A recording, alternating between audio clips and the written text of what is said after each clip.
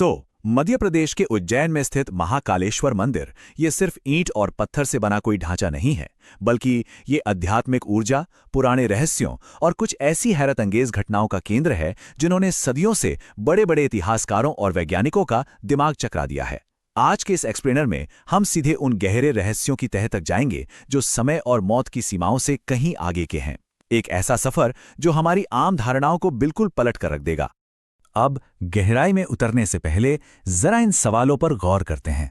क्या वाकई इस प्राचीन मंदिर के अनुष्ठानों में इंसानी चिता की राख इस्तेमाल होती है? ऐसा क्या है कि देश के दिग्गज राजनेता यहां आते ही अपनी सत्ता खोने से खौफ खाते हैं? और यहां से कुछ ही दूरी पर चढ़ाई जाने वाली हजारों लीटर शराब आखिर बिना कोई सुराग छोड़े जाती कहां है? चलिए एक एक करके इन सारे रहस्यों से पर्दा उठाते हैं। सबसे पहले बात करते हैं महाकाल की उस पौराणिक कथा की। इस ज्योतिर्लिंग की अपार ऊर्जा को समझने के लिए हमें इतिहास के पन्नों को थोड़ा पीछे पलटना होगा। कहानी शुरू होती है उस दौर से जब यहाँ राजा चंद्रसेन का राज था। उन्हें एक चमत्कारिक चिंतामणि मिली थी। अब जाहिरा सी बात है, इस मणि के लालच में दुश्मनों ने हमले शुरू कर दिए। लेकिन असली तबाही तब मची जब असीम शक्तियों वाले असुर दूषण ने उज्जैन पर धावा बोल दिया। हर तरफ बस हाहाकार था। और इसी विनाश के बीच सोचिए, एक 5 साल का बच्चा मिट्टी का एक छोटा सा शिवलिंग बनाकर पूरी तल्लीनता से प्रार्थना कर रहा था। उसकी इस निस्वार्थ और सच्ची भक्ति से प्रसन्न होकर भगवान शिव पहली बार महाकाल के प्रचंड रूप में प्रकट हुए। और महाकाल का वो रुद्र रूप इतना भयानक था कि बस एक ही प्रहार, जी हाँ, एक ही वार में उन्होंने असुर दूषण और उसकी पूरी की पूरी सेना को राख के ढेर में तब्दील कर दिया। लेकिन इसके बाद जो हुआ वो सच में रोंगटे खड़े कर देने वाला था।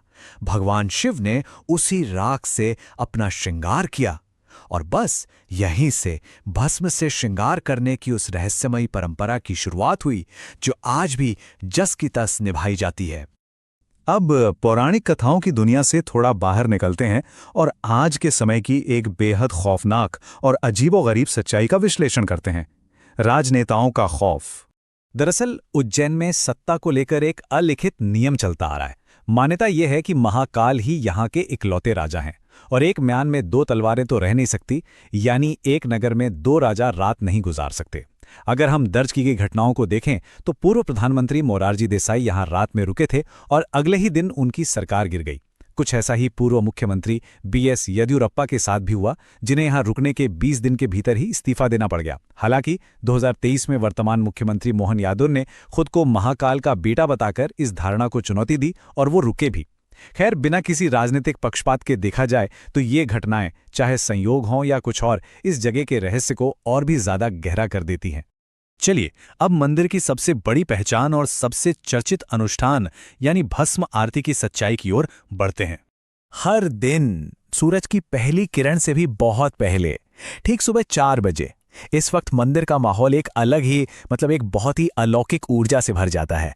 मंत्रों की गूंज और घंटियों की आवाज के बीच होने वाली ये भस्म आरती दरअसल मृत्यु के डर को जड़ से खत्म करने के लिए जानी जाती है।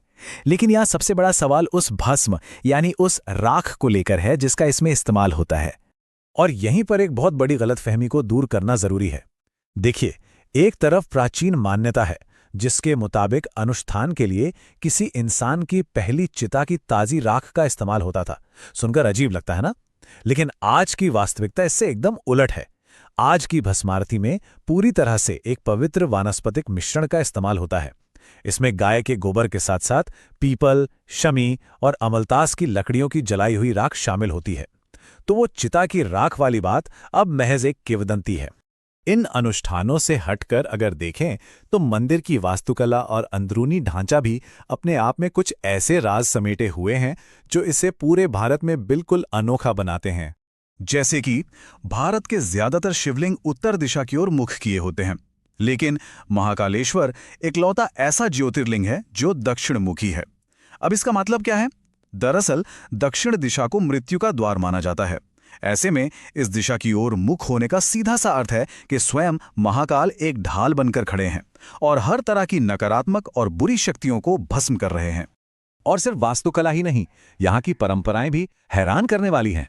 यहाँ देवता को केवल एक पत्थर की मूर्ति भर नहीं माना जाता, बल्कि एक साक्षात जीवंत राजा का दर्जा दिया गया है। जिनका रूप मौसम और त्योहारों के हिसाब से बदलता रहता है। शिवरात्रि है तो वो दूल्हे की तरह सजेंगे। श्रावण का महीना है तो पूरे राजशाही ठाट बाट के साथ राजाधिराज का रूप लेंगे। दिवाली पर दीपों से जगमगाहट और होली पर गुलाल की बौछार। यहां तक कि तपती गर्मियों में उन्हें ठंडक पहुंचाने के लिए बाकायदा जल से भरे मटके भी लगाए जाते हैं, बिल्कुल किसी जीवित इंसान की तरह। अच्छा, इसी मंदिर के परिसर में इतिहास का एक और बहुत बड़ा राज दफन है, जिसे कहते हैं जूना महाकाल। हुआ क्या था कि पुराने समय में जब इस इलाके पर लगातार बाहरी हमले हो रहे थे, तो पुजारियों ने मुख्य शिवलिंग को बचाने के लिए उसे कहीं छिपा दिया और उसकी जगह एक दूसरा शिवलिंग रख दिया। बाद में जब हालात सुधरे तो असली शिवलिंग वापस अपनी जगह पर आ गया, लेकिन वो दूसरा शिवलिंग आज भी वहीं मौजूद है। और सबसे दिलचस्प बात, किसी भी शाही सवारी के निकलने से पहले आज भी सबसे पहले इसी जूना महाकाल की पूजा की जाती है। जूना महाकाल के इस रहस्य से थोड़ा और ऊपर चलते हैं, मंदिर की तीसरी मंजिल पर। यहां एक ऐसी जगह है जो पूरे साल भर में, ध्यान दीजिएगा, पूरे साल में केवल और केवल एक ही दिन के लिए खोली जाती है। अब जाहिर है ये एक दिन वाली बात अपने आप में एक बड़ा सस्पेंस पैदा करती है। और ये जगह है नागचंदेश्वर मंदिर, जो सिर्फ और सिर्फ नाग पंचमी के दिन ही खुलता है। इसके पीछे की कहानी ये है कि नागों के राजा तक्षक ने बिल्कुल एकांत में भगवान शिव की पूजा करने का वरदान मांगा था। बस उनकी उसी तपस्या और एकांत की शर्त का सम्मान करते हुए इस अनोखे मंदिर के दरवाजे साल के बाकी 364 दिन पूरी तरह से सील रहते हैं। और हाँ, यहाँ नेपाल से लाई गई एक बेहद ही दुर्लभ मूर्ति भी स्थापित है। चलिए अब इस एक्सप्लेनर के रुख को एक और बड़े रहस्य की तरफ मोड़ते हैं। महाकाल मंदिर से लगभग 8 किलोमीटर दूर एक और ऐसा चमत्कार होता है जिस पर यकीन करना सच में मुश्किल है। बात कर रहे हैं काल भैरव की। यहां का रहस्य तो और भी ज्यादा चकरा देने वाला है। यहां देवता को शराब का भोग लगाया जाता है और चमत्कार देखिए, जैसे ही पुजारी शराब से भरा कटोरा मूर्ति के होठों के पास ले जाते हैं, वो शराब देखते ही देखते पलक झपकते ही गायब हो जाती है। एक बूंद भी नीचे नहीं गिरती। ना तो कोई सुराख है, ना कोई छिपी हुई पाइपलाइन। तो सोचने वाली बात है, वो हजारों लीटर शराब आखिर चली कहां जाती है? और ऐसा नहीं है कि किसी ने इसकी जांच नहीं की। सदियों से इस चमत्कार का पर्दाफाश करने की कई कोशिशें हो चुकी हैं। ब्रिटिश राज के दौरान कैप्टन हंटर नाम के एक अंग्रेज अफसर ने मंदिर के नीचे पूरी खुदाई करवा डाली। मिला क्या? कुछ नहीं, उल्टा कुछ समय बाद एक रहस्यमयी तरीके से उसकी मौत हो गई। आज के मॉडर्न दौर में भी साइंटिस्ट की टीमों ने हाई डेफिनेशन कैमरे और बड़े बड़े स्कैनर्स लगा लिए, लेकिन उन्हें मूर्ति के अंदर कोई खाली जगह नहीं मिली। और तो और इतिहास के पन्नों में यह भी दर्ज है कि जब औरंगजेब की सेना ने इस मंदिर को तोड़ने की जरूरत की, तो अचानक जंगली कुत्तों के एक बड़े झुंड ने उन पर ऐसा जानलेवा हमला किया कि सैनिक पागल हो गए और उन्हें अपनी जान बचाकर भागना पड़ा।